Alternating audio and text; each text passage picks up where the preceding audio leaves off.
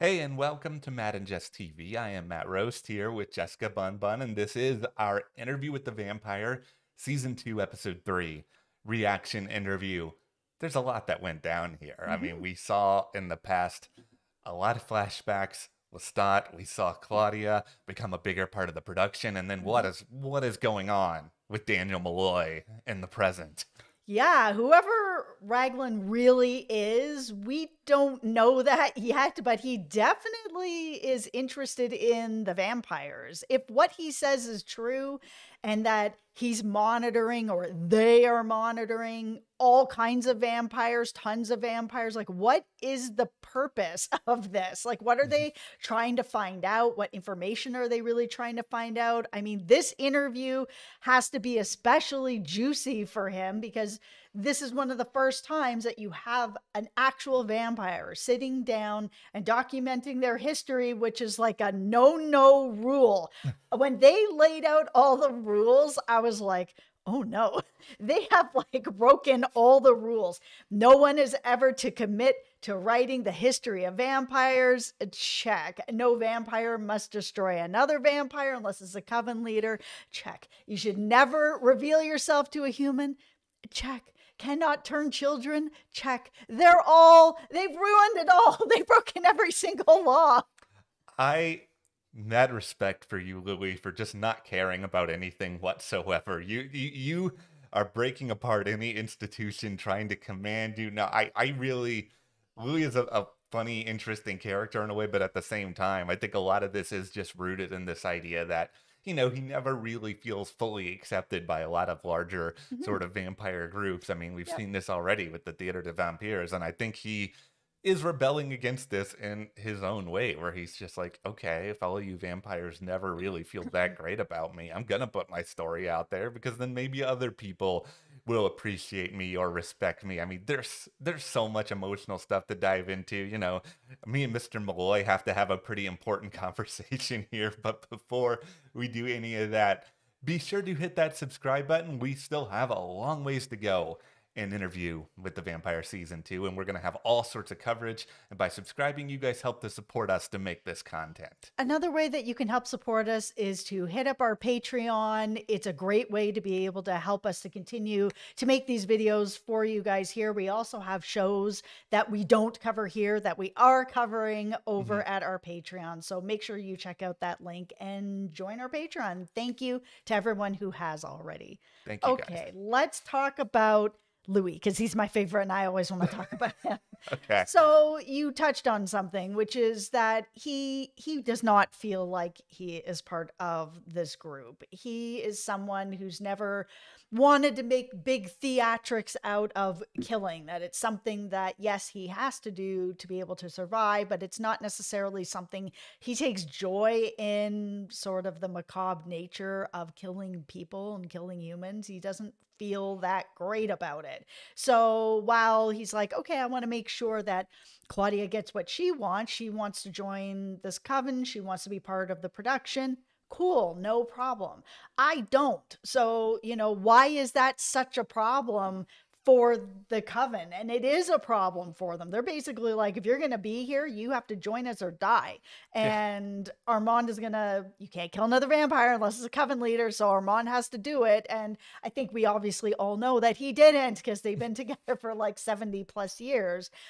But it's interesting to me that if you're going to be out here in France, then you're going to have to join us or die. Like there isn't a third option, which is or leave.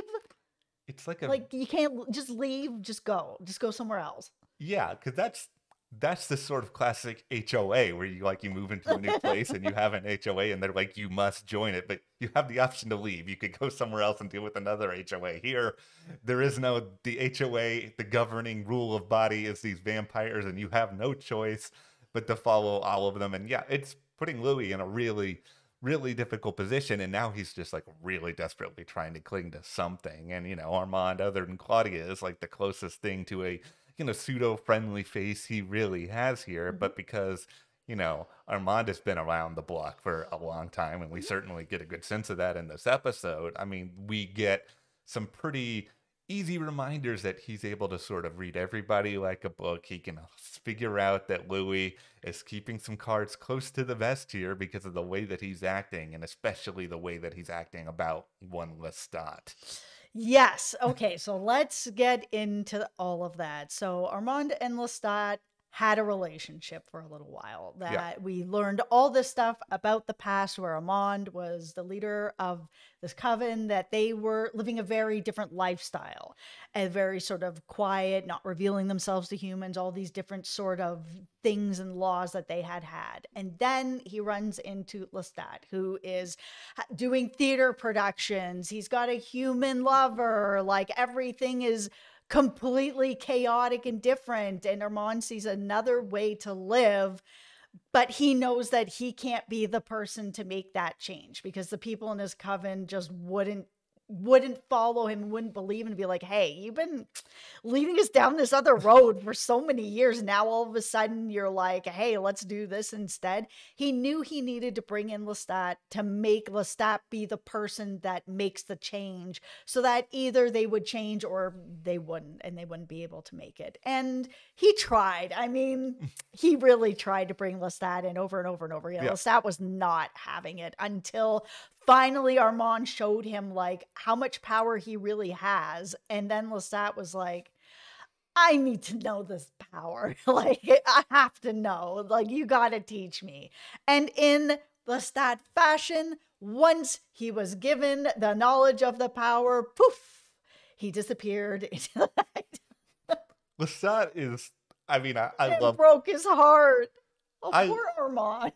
I know. It's like, I love watching Lestat, but Lestat is also such a heel. He's just like such a pain for everybody who runs into him. Like, he does terrible things. He abandons people. He is just, he's a heartbreaker. He really is. And I mean, they spell it out in the episode. Lestat is about Lestat. Like, he is not only the main character of his story, he's also the secondary character. He is the entire cast. Like, he does whatever he wants, and it is pretty clear in watching this episode. It's like, okay, of course Louis is going to end up breaking a lot of these rules, because in Lestat's world there were never any rules to begin with. He's just doing whatever he wants. And what makes this story complicated in a lot of ways is because we know where things are in the present, it's pretty hard to surprise us in the past, but still there was something, I don't want to say delightful, but there was something still really engrossing about seeing Lestat and Armand around each other, because these are characters that have sort of been painted as two different sides of Louis, and then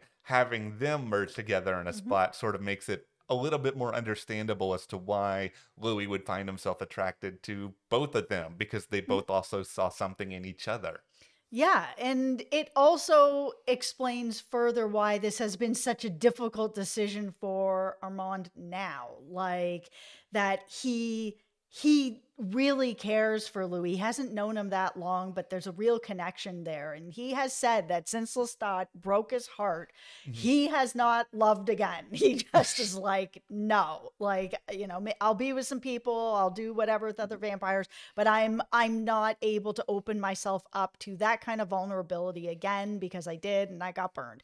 I think it's a very relatable story that a lot of us out here in the world can relate to. You have your heart broken, you get burned, you don't want to try again. And then in comes Louis, where it changed everything for him. And he was like, oh, wow, I can feel this again. And I feel like Louis is somebody who's not going to do what Lestat did. And they've been together for a very long time. So he decides that he's going to open up to him. And once the coven is like, okay, Claudia's in, she's past initiation, she's part of the crew.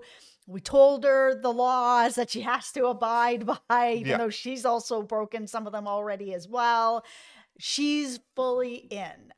But they're like, you got to take care of Louis. Like, we're not the coven leader, but you need to take care of him. And that whole scene where they're walking through, I mean, of course, we all know that they're still together, so we know he doesn't kill him, but it's like, how is he going to sort of reconcile that in his mind? And then it's like, oh, you've walked me back to my house. I was like, he never had any intent. Yeah, I mean, I don't think he struggled with it at all. I don't think he struggled with it at all either. And I think, Armand is just that he's an interesting complicated guy. He doesn't always wear his heart on his sleeve, but I think he does see something in Louis, and I think that's a part of what makes him so intent on getting to the truth about Lestat with Louis. And this brings it to a question I want to ask you and everybody out there.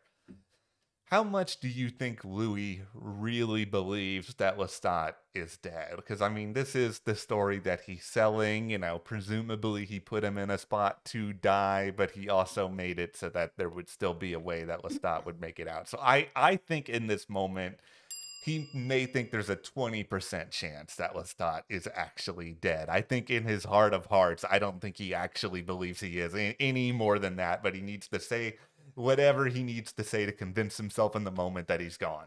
Yeah, I don't think Louis thinks he's dead. I think if he really wanted him to be dead, he would have deaded him, but he didn't.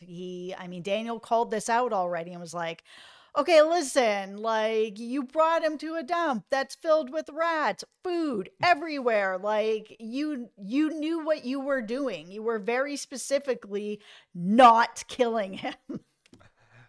I just want to say this about Louis and Armand here for a moment. If you guys know that Lestat is showing up here in France, you know, a couple months ahead of this story, you're doing a great job of not leading into it, where you're not like, oh, wait until what you see or hear next here. And I mean, I haven't read the books. Jess has read Interview with the Vampire a long time ago. So long ago, I don't remember. Yeah, so, you know, please don't spoil anything if you have, but it just feels like they're really keeping their cards close here. Like, I feel like Lestat is going to show up in France at some point in the story here, because it just feels like to me, okay, you can't just have Lestat in flashbacks and dream sequences. Is that enough of a use of a character who you intentionally did not kill? Yeah, you left him alive. So if you left him alive, you're going to use him again in some sort of capacity and not just in your mind and in your heart. We should be seeing him again.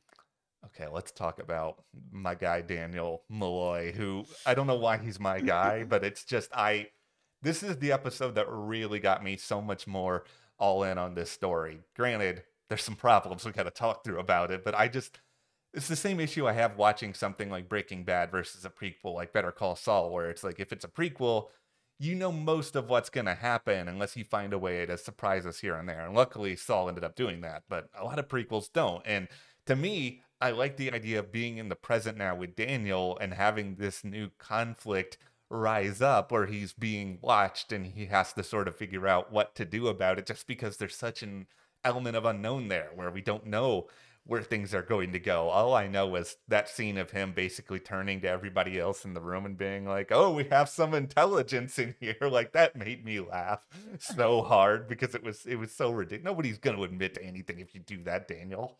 I was really surprised that Daniel didn't ditch his laptop and use another form to be able to record the interview.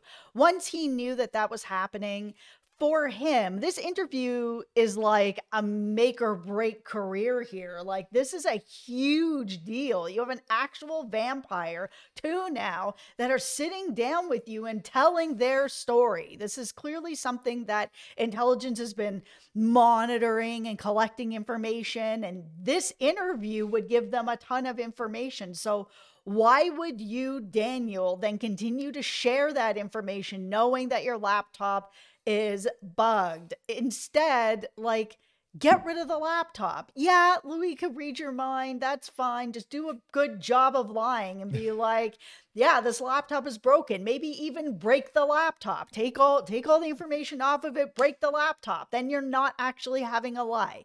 Then pull out an old school recorder and hit record and go about it another way. Be like, hey, until I can replace my laptop, this is what we're doing now.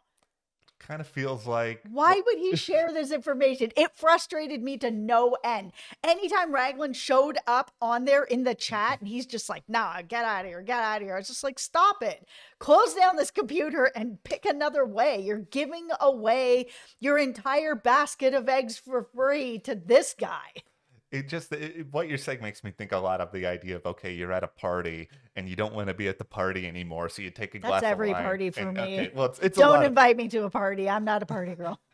It's a lot of parties for me, but I would never be bold enough to do this, where you take the wine, you accidentally pour it on yourself, and then you're like, "Oh, I've got wine all over me. Oops, I have to go I home. have to go home now. I'm too embarrassed to be seen in public." I mean, you could just sort of proverbially spill the wine on the computer and be like, "Well, this is a problem." He could have done it before he went. He was like at this bar and he knew already that his computer was tapped. Then you just, before you go to the interview, you go home, you transfer your data, you smash your laptop, you break it, whatever it is. Oopsie, I dropped it in the bathtub, and you pull out a tape recorder and then you give the lie, which is now a truth, Mhm. to the vampires. I I wonder what's motivating Daniel more than anything else. Is it that it was so hard to get these vampires to do this interview in the first place that he's really worried about anything looking just like remotely off causing a problem, and then they run away, especially if they know they're being watched. But then, Well, then he also is probably worried about death. yeah, Like, if he tells them, "Oh, by the way, intelligence is on my computer listening to you," well, that's the end of Daniel, yeah. or that should be the end of Daniel. Armand to take care of that.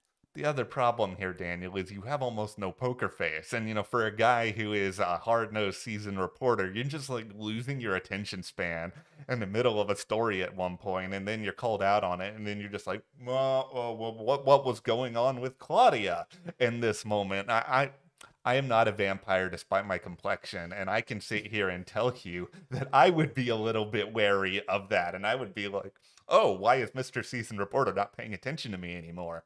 Yeah. It's There's a lot of interesting questions to ask with all of that.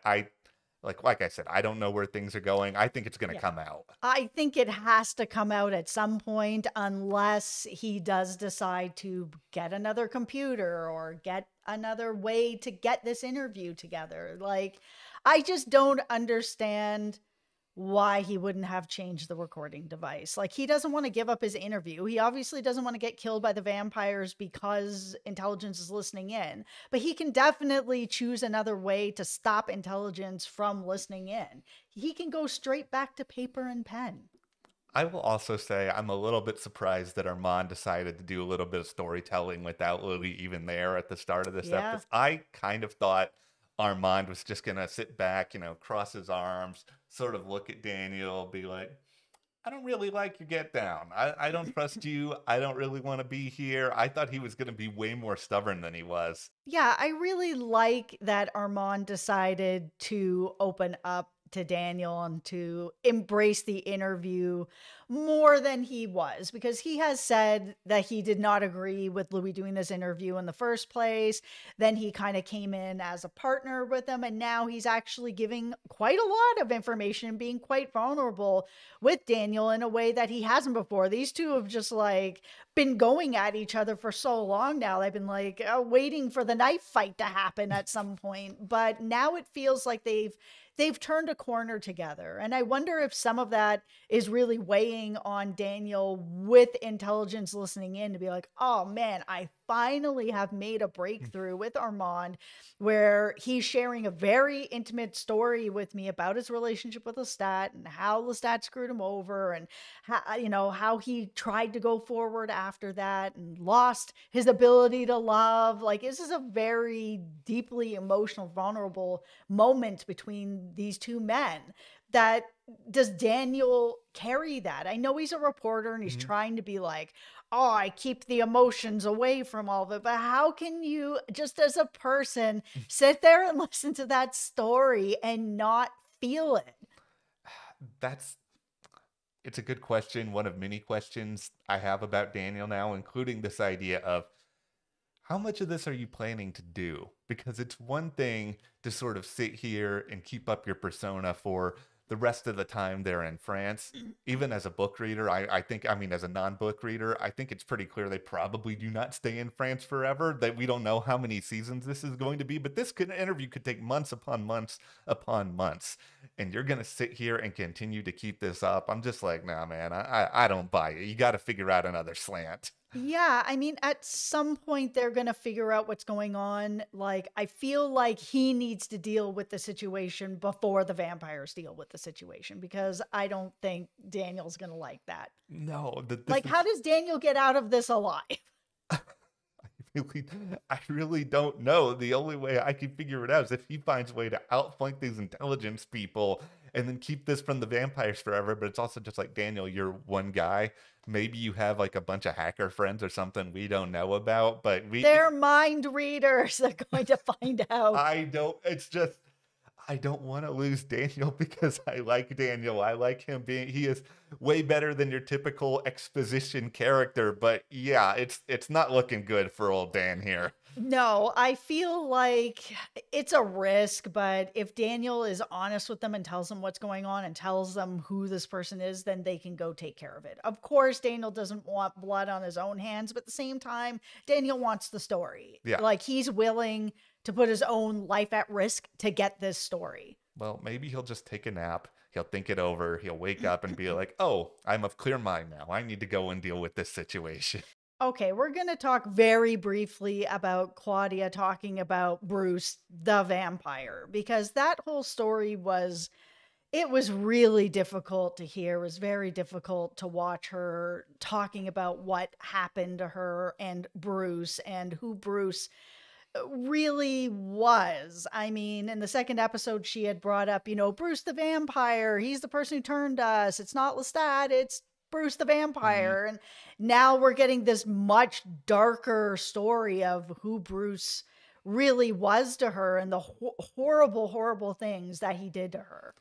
Yeah, it's incredibly difficult to listen to. It's a really, really hard story. This is just what makes Claudia to me that's such a tragic character. She's a vampire at a pretty young age. She's stuck at this young age. She's had these terrible things happen to her as recounted in her story. I still don't feel that optimistic about where she is down the line. She's not at this interview. So, I'm just sitting here being like, okay, well, what exactly happened to her? It just, none of it feels good. And it's coming, especially like right as she just found a little bit of joy with this theater. Something's gonna rip it away. Well, then we have to go back to this law, right? You cannot turn children. And here is Claudia, a child vampire. So they talked a little bit about how she's not going to make it because she was turned so young and her mind is young. Her mind is just going to go, and that she's just ultimately not going to end up making it. Is that true? I don't know. We don't know. Yeah. He hasn't read the book. I read it a million years ago. So we're kind of just going forward with this information of, are they telling the truth or not? Are they just thinking that that's what's happened? Have they had an experience where a child got turned and this is what happened, and now they think old children, the same thing is going to happen? Or is it, okay, listen, this person is a child and we're not supposed to have children vampires, so we're going to have to kill her. And because the coven can't kill another vampire, that would mean Armand would have to kill her. That's really hard. That's really, really hard. Oh my, okay. I hope that that's not where it's going, but if that's what the laws are, then, I don't know. But they're breaking all the laws anyway, so who knows? Interview with the Vampire, if you want to just crush my heart, that's a good way to do it, by the way. Just please don't do that. No, this is the real thing, is that if Claudia does go for whatever reason, I hope it's not for one of the reasons that's established, just because of her age or something like that. Yeah, I hope not. We're talking so much about rules being broken here. I want this perception to be broken. If Claudia goes, can she go a hero? Like, can she go doing something else like that? We'll see as this season goes along. Like, I'm obviously nervous for like a million different reasons. This show does not make you want to feel anything other than nervous. For sure. But we'll keep going into all of this. But be sure to hit that subscribe button so you don't miss anything else. Also, thank you so much to our patrons. If you want to get some exclusive content on some shows that we are not covering here, we got the link for that in the description below to join our Patreon, and we will see you guys here next time.